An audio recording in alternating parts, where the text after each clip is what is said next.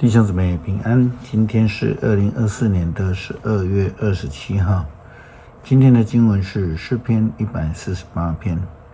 箴言第8章32节到36节，约翰福音21章19节到24节。今天要跟大家分享的主题是跟从者。以前牧师家是开美术用品社的，大约50年前，台湾并没有什么大工厂或是大型的代理商，因此我们家自己本身就是一个小型的木工厂、石膏像工厂、画框及画布的生产的地方。甚至我父亲他自己还从日本办理进口颜料、画刀以及笔等等的这些绘画的用具。我们家也曾经有请小工，以前叫做囡仔工。这些人基本上是因为自己家里面经济不好，所以就来师傅的家里面呢来学功夫。在没有职业学校的这种当代，能够有师傅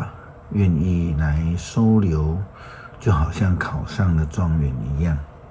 因为呢他们将来就有前途，就有希望。这些人从小出外学习技艺的这些人们呢，他们就是盼望能够到一个好的老师傅那边来学习一番的功夫，以便呢将来自己在出师之后就能够来开创自己的事业。早期在耶稣基督的时代，人们呢总是把小孩子交给师傅去带，期待能够学习他们的夫子一样，能够让人称羡的这种学识技术如医病、赶鬼、教导人、为人祷告等等的这些事情。耶稣时代的犹太教徒就是这样去找先生来跟随，盼望能够学习老师的样子。这基本的功呢，就是要听从、听话，要遵守老师的话。箴言第8章32节到36节的经文这样说道：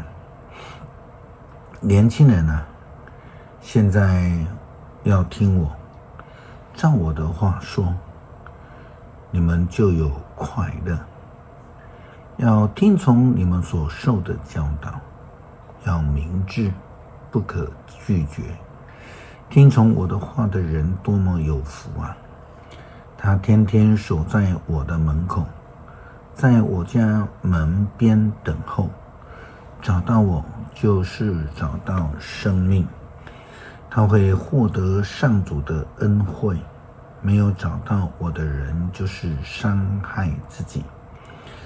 恨我的人就是喜爱死亡。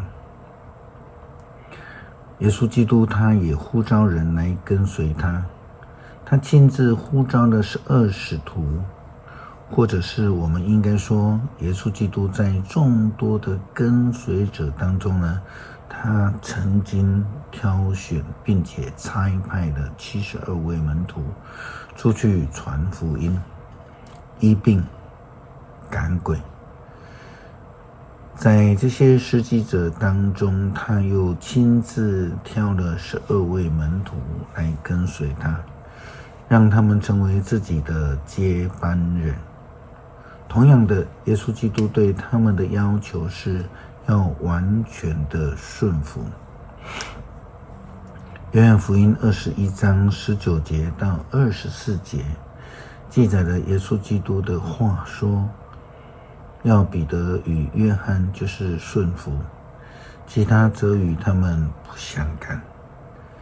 因为跟随主不代表能够去干涉主的决定，只要是认真的成为忠心的跟随者。圣经的经文这样说道，接着耶稣又对他说，你跟从我吧。彼得转身看见那耶稣所钟爱的那门徒都跟在后面。那门徒曾在那晚吃饭的时候挨近耶稣，问他说，主啊，谁要出卖你呢？彼得看见他，就问耶稣说，主啊，这个人将来会如何？耶稣回答说，如果我要他活着直到我来，也不关你的事，你只管跟从我吧。于是这话流传在跟从耶稣的人当中，说那门徒不会死。其实耶稣并没有说他不会死，而是说，如果我要他活着直到我来，也不关你的事。这人就是为这些事做见证的那门徒，他要把这些事记录下来。我们知道他的见证都是真的，要认真的跟随，其他的呢，则不需要想太多。诗篇148篇，要赞美上主，你们要从天上颂赞上主，要在高天颂赞他，他的众天使啊，你们要颂赞他，他的众天军啊，你们要颂赞他，太阳啊，月亮啊，要颂赞他，闪耀的星辰啊，要颂赞他，天上的诸天啊，要颂赞他，天上的众水啊，要颂赞他。愿万象都颂赞上主的名，他一命令，一切就造成。各有固定的位置，永不改变。他的命令谁都不能违背。海怪啊，深渊啊，闪电、冰雹、雪和云雾啊，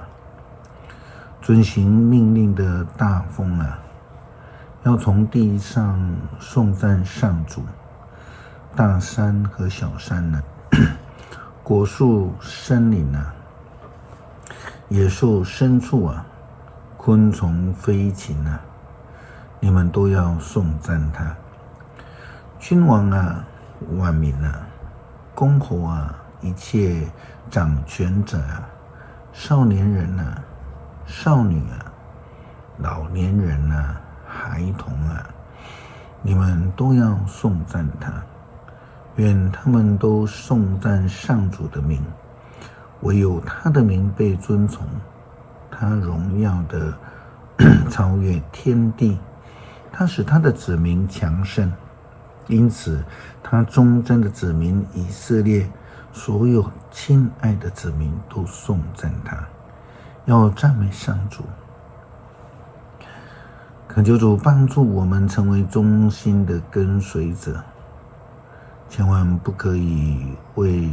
以为受了呼召就得了权柄，想要干涉主的作为。求主让我们专心一意的跟随，全心全意的顺服，让我们来学习成为主的模样，也让世人可以因为看见我们的行为，就好像是看见了我们所跟随的主。这样祷告，奉主耶稣基督的圣名求，阿们。